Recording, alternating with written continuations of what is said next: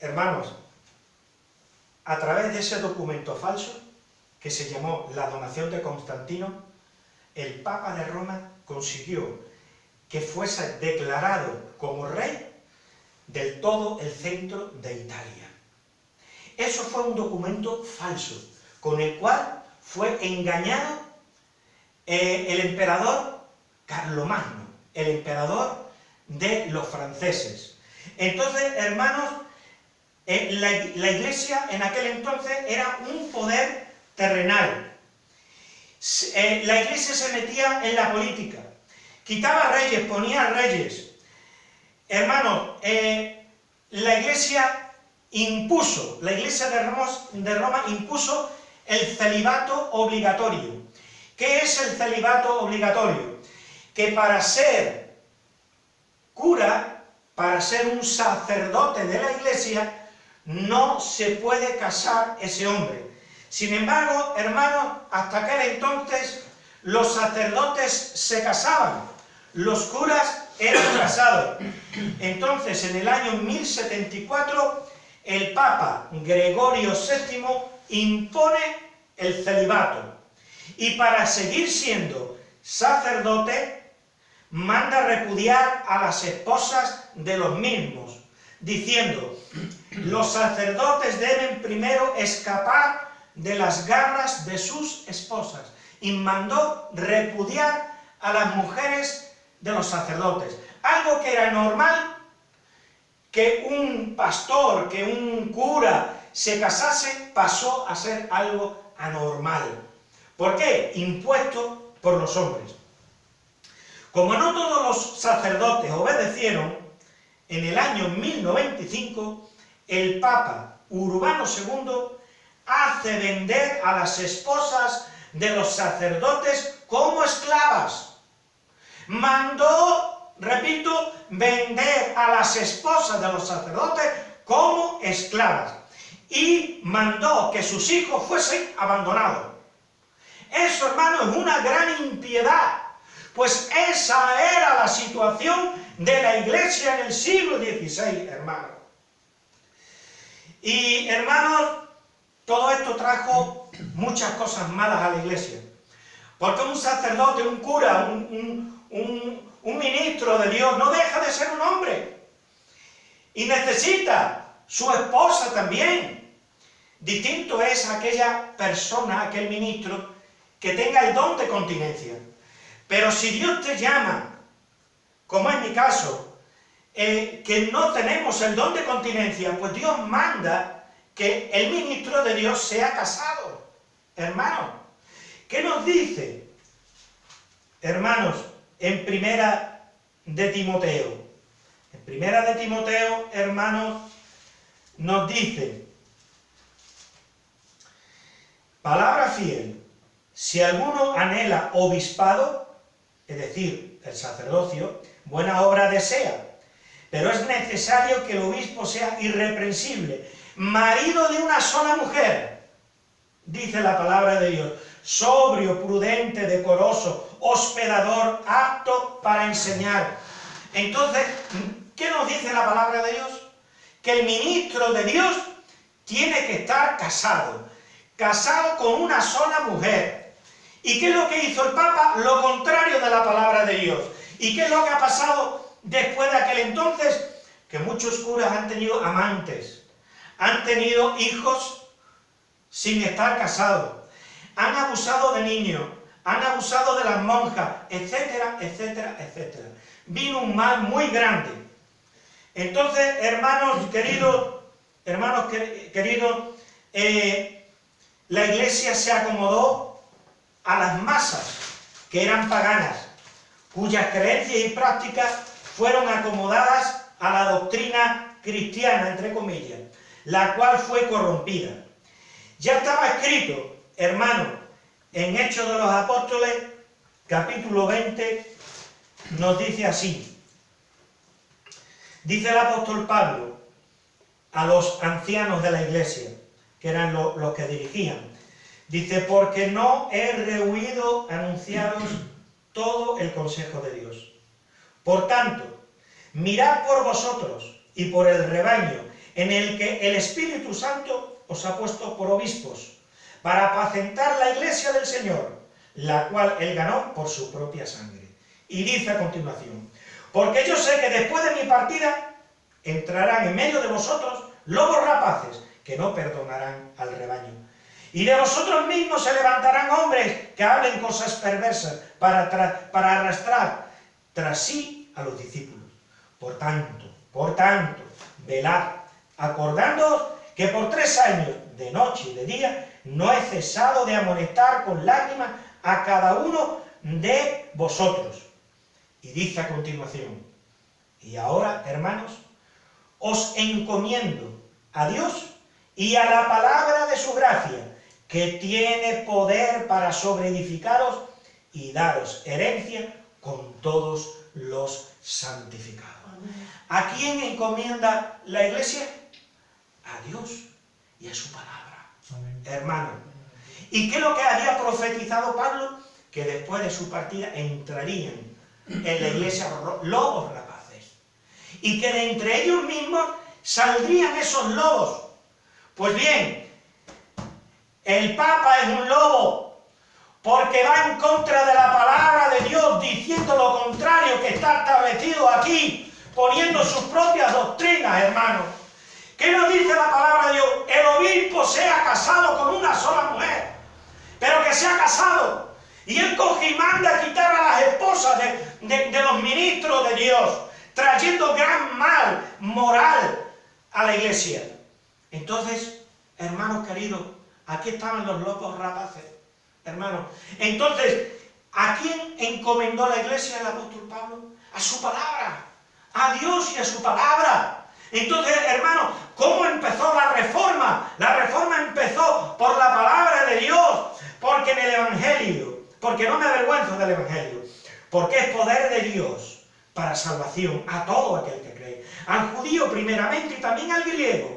Porque en el Evangelio la justicia de Dios se revela por fe y para fe. Como está escrito, más el justo por la fe vivirá. Este texto fue el bombazo que hizo estallar la reforma en el siglo XVI. ¿Cómo empezó la reforma? Cuando un monje que procuraba con grandes sacrificios y con muchas buenas obras encontrar la salvación, no hallaba paz en su corazón, hasta que leyó estos versículos.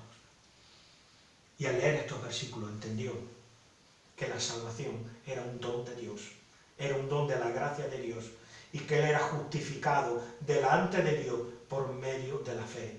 Que en el Evangelio la justicia de Dios se revelaba por medio de la fe y para fe. Amén. Hermanos, y el justo vive por la fe en Cristo. Amén.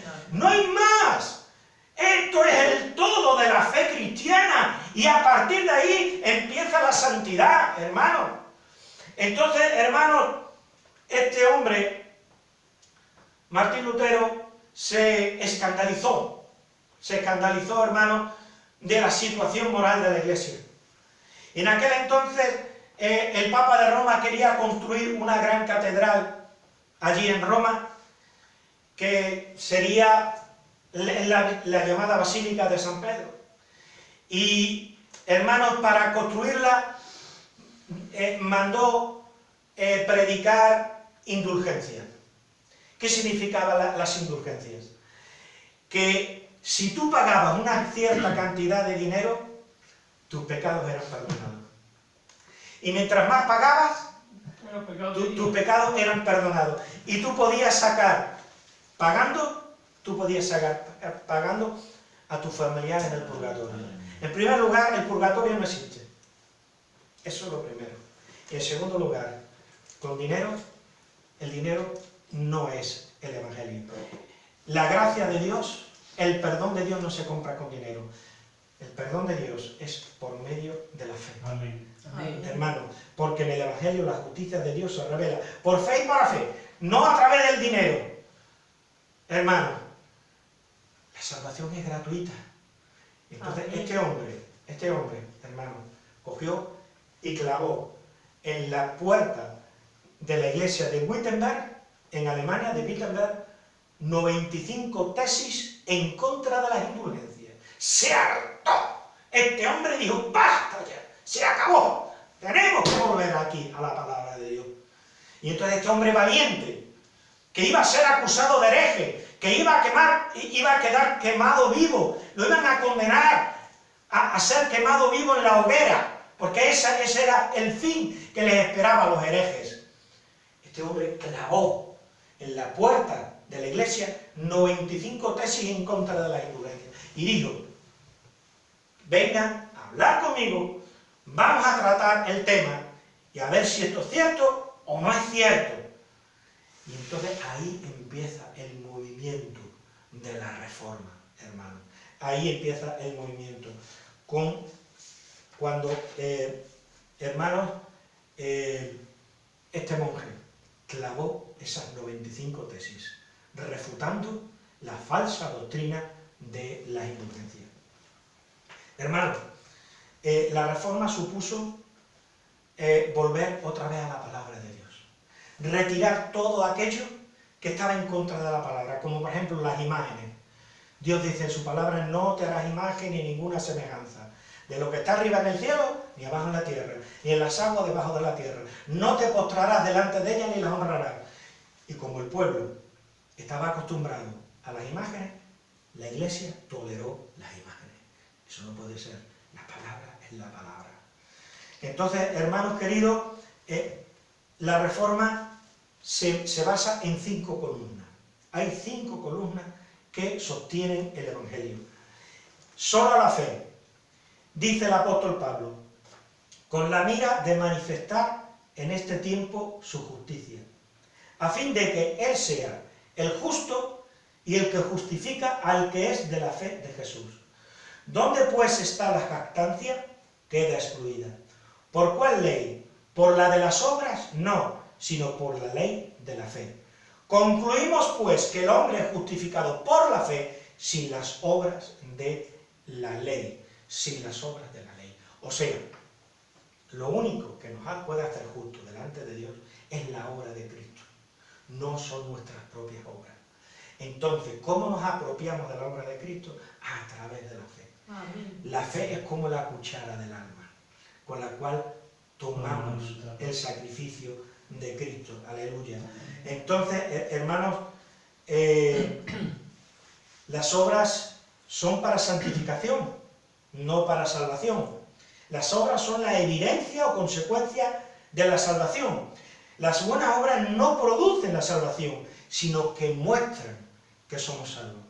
Porque cuando una persona recibe a Cristo, solo por la fe, arrepintiéndose, por supuesto, claro, primero el arrepentimiento, y después abrazas a Cristo por la fe, amén, su vida es transformada. Hay una regeneración. Amén. Y al haber una regeneración, entonces, hermanos, vienen obras de amor, vienen obras de piedad. Entonces, decir que las buenas obras nos salvan es como si pusiéramos el carro delante del caballo. No, el primero va el caballo y después detrás va el carro. Entonces, lo primero es recibir a Cristo, hermano, la fe, y después vendrán las buenas obras. Las buenas obras son el fruto que evidencia, que autentica que tenemos la fe salvadora. Otro pilar, solo la gracia. Dice en Romanos 3:24, siendo justificado gratuitamente por su gracia, mediante la redención que es en Cristo Jesús. Dice también en Efesios 2, porque por gracia sois salvos, por medio de la fe, y esto no de vosotros, pues es don de Dios. Amén. No por obra, para que nadie se gloríe. Entonces somos salvos por gracia, gratuitamente. No lo merecemos, no, pero Dios nos salva por gracia. La gracia nos da lo que no merecemos. La misericordia nos protege de lo que merecemos, que es la justicia de Dios.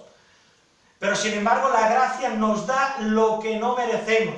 Y somos salvos, hermanos, no por lo que nosotros hagamos, sino por lo que Cristo hizo por nosotros. Amén. Y nosotros, por medio de la fe y por su pura gracia, por el don de su gracia, recibimos la justicia. Aleluya, gloria a Dios, su justicia. Otro punto, solo la Escritura, dice el apóstol Pablo. Por esto, hermanos, le dice a los corintios, por esto, hermanos, en nosotros, está hablando de Pablo y de Silas, aprendáis a no pensar más de lo que está escrito, no sea que por causa de uno os envanezcáis unos contra otros. Y esto fue lo que pasó en la Iglesia Católica. Esto fue lo que pasó en la Iglesia Ortodoxa igual, es lo mismo. Lo único que le falta es el Papa, poco más o menos igual. Hermanos, fueron más allá de lo que están escritos. Inventaron el purgatorio, empezaron a usar imágenes, etcétera, etcétera. Se desviaron de la palabra de Dios. Entonces, hermanos, nos dice la palabra, he entendido que todo lo que Dios hace será perpetuo. Sobre aquello no se añadirá, ni de ello se disminuirá. Y lo hace Dios para que delante de Él teman los hombres. Entonces no podemos ni quitar ni añadir a la revelación de Dios. La revelación de Dios está aquí, hermanos. Y lo que diga aquí es lo que tenemos que creer y es lo que tenemos que defender. Dice la palabra, pero persiste tú en lo que has aprendido, le dice Pablo a Timoteo, en lo que has aprendido, y te persuadiste, sabiendo de quién has aprendido, y que desde la niñez has sabido las Sagradas Escrituras, las cuales te pueden hacer sabio para la salvación por la fe, que es en Cristo Jesús. Y dice a continuación, toda la Escritura es inspirada por Dios, y útil, hermanos, para enseñar, para redarguir, para corregir, para instruir en justicia, a fin de que el hombre de Dios sea perfecto, enteramente preparado para toda buena obra. Luego, entonces, hermanos, en la palabra de Dios lo tenemos todo. Si nos va a llevar a la perfección, entonces, ¿para qué queremos más? Y si nos está diciendo que no podemos añadir ni podemos quitar, entonces, hermanos, y que no podemos ir más allá de lo que está escrito, tenemos que depender solamente de la Biblia, solamente de la palabra de Dios. Otro punto en el cual se hizo la reforma del siglo XVI. Solo Cristo. Solo Cristo. Dice la palabra, porque hay un solo Dios y un solo mediador entre Dios y los hombres, Jesucristo hombre. No hay más. No lo digo yo, lo dice la palabra. Y entonces, si tu abuelo, si tu abuela, si tu tatarabuelo te dijeron otra cosa, eso no sirve. Lo que sirve es lo que Dios dice en su palabra. Y dice la palabra también, por tanto, teniendo un gran sumo sacerdote que traspasó los cielos, Jesús, el Hijo de Dios. Retengamos nuestra profesión, porque no tenemos un sumo sacerdote que no pueda compadecerse de nuestras debilidades, sino uno que fue tentado en todo según nuestra semejanza, pero sin pecado. Acerquémonos, dice la palabra de Dios, acerquémonos pues confiadamente al trono de la gracia, para alcanzar misericordia y hallar gracia para el oportuno socorro. Hay un solo mediador entre Dios y los hombres, Jesucristo hombre. Acerquémonos pues al trono de la gracia confiadamente, para hallar gracia y misericordia para el oportuno socorro. Ese es el único mediador que tenemos, ese es el único que intercede por nosotros, a ese es el único al que nos tenemos que dirigir, hermanos, porque los santos que están en el cielo están, no están aquí. Ahora, Cristo, que es Dios, está en todas partes, está en todas partes, y cuando tú le pides algo al Señor, Señor, sáname, Señor, te pido por Andrés, Señor, te pido por quien sea, te pido trabajo, Señor, te oye, porque está a tu lado. Es Dios, es omnipresente y lo sabe todo. Pero ahora los santos disfrutaron y disfrutan de la presencia de Dios allá en el cielo, pero no están aquí. Amén, hermano. Otro punto, solo a Dios gloria. ¿Qué significa solo a Dios gloria? Dice la palabra, entonces Jesús le dijo, vete, Satanás, porque escrito está, al Señor tu Dios adorarás, y a Él solo servirás. Mateo 4, 10, 11. Repito, Entonces Jesús le dijo, vete, Satanás, porque escrito está, al Señor tu Dios adorarás y a Él solo servirás. ¿A quién tenemos que servir? Solamente al Señor. Amén. Nos dice la palabra de Dios, solamente a Él. Nos dice la palabra, bendito seas tú, oh Señor, Dios de Israel, nuestro Padre, desde el siglo y hasta el siglo. Tuya es, oh Señor, la magnificencia y el poder, la gloria, la victoria y el honor, porque todas las cosas que están en los cielos son tuyas, dice la palabra. Tuyo, oh Señor, es el reino, tú eres excelso sobre todos. Entonces, hermano, ¿quién merece la gloria? ¿A quién se le da la gloria en las Escrituras? Solo a Dios, solo al Señor. Hermano, dice también la palabra, en el libro del profeta, en el Salmo 148, dice, alaben el nombre de Dios, porque solo tu nombre es enaltecido. Solo el nombre de Dios es enaltecido. Ni de San Pancracio, ni de San Andrés, ni de San Juan, ni de San Pedro. No, estos enaltecieron y enaltecen al Señor. Y nosotros nos unimos a ellos, enaltecer y glorificar al Señor. Amén, hermano. Amén. Nos dice también la palabra en el libro del profeta Isaías. La altivez de los ojos del hombre será abatida, y la soberbia de los hombres será humillada. Y Dios solo será exaltado en aquel día. Amén. Amén, hermano. O sea, solo a Dios gloria. ¿Qué queremos nosotros los cristianos evangélicos, hermanos? Volver a la iglesia del primer siglo, la iglesia de Jesús y de sus apóstoles. Esta fue la intención de la reforma del siglo XVI. Un 31 de octubre del año 1517, en el cual Martín Lutero, hermanos, clavó en la puerta de la catedral de Wittenberg, en Alemania, 95 tesis, con las cuales refutaba las indulgencias. La salvación no se compra con dinero.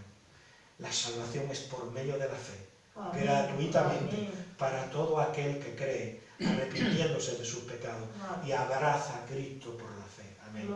El Señor nos bendiga, hermanos. Levantémonos, aleluya. Amén.